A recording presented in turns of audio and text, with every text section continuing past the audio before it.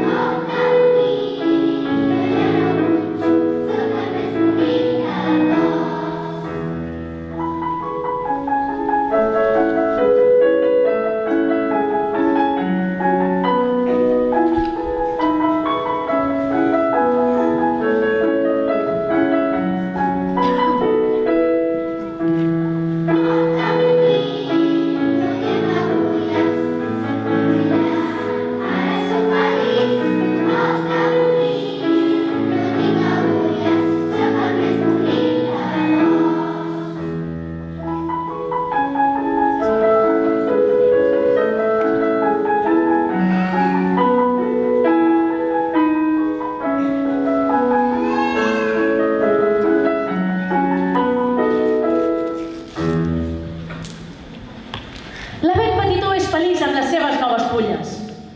Al vespre, però, un lladre que voltava pel bosc veu les fulles d'or i, sense pensar-s'ho dues vegades, li pren totes les fulles.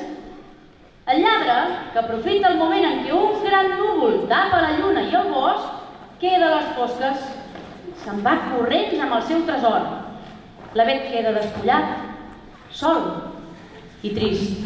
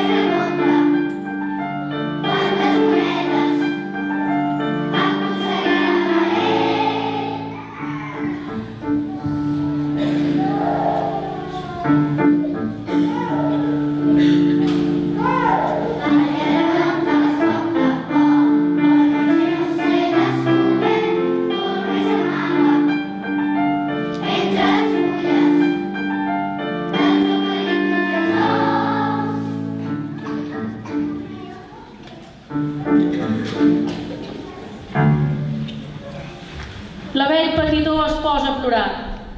No en vull mai més de fulles d'or. Si tingués les fulles brillants, però que no fossin d'or, cap lladre me les volia prendre. De vidre. M'agradaria tenir les fulles de vidre. El vidre brilla més que l'or. Passa la nit i al matí, quan es desperta, l'Abel crida tot content. Ja no soc d'or! Ja no soc d'or! Tinc les fulles de vidre!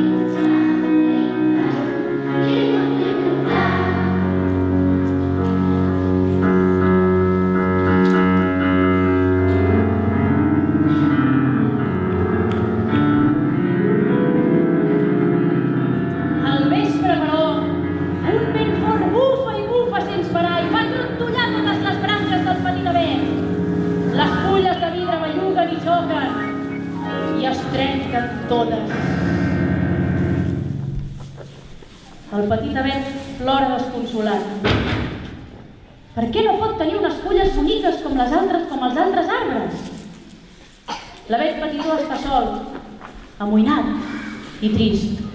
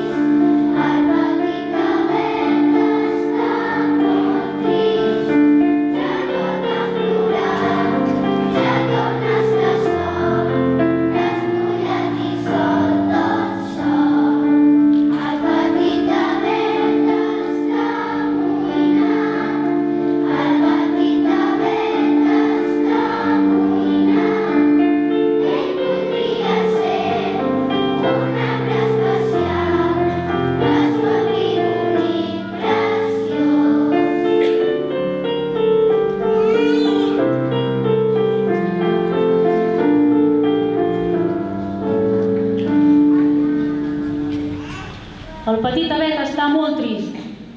Ja no vol tenir les fulles de vidre. Pensa que voldria tenir unes fulles que no es trenquin. Li agradaria tenir unes fulles grans i verdes, unes fulles boniques com les que tenen els altres arbres del bosc. Passa la nit i al matí, quan es fa de dia, veu que ja és com els altres arbres, amb unes fulles verdes i grans. L'Abel és feliç.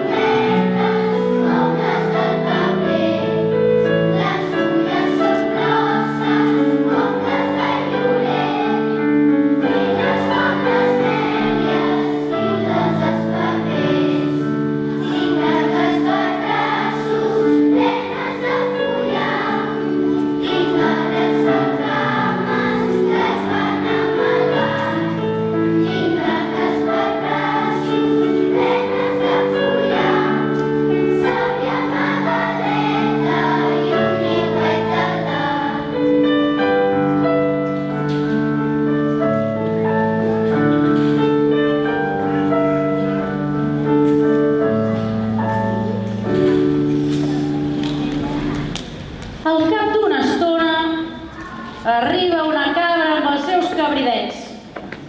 Oh, quin arbre més baixet!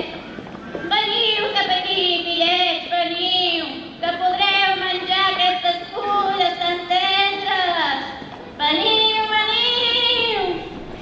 I tots els cabridets comencen a menjar les fulles tendres i dolces del petit avet. L'avet s'ho mira impotent i al final queda tot despullat.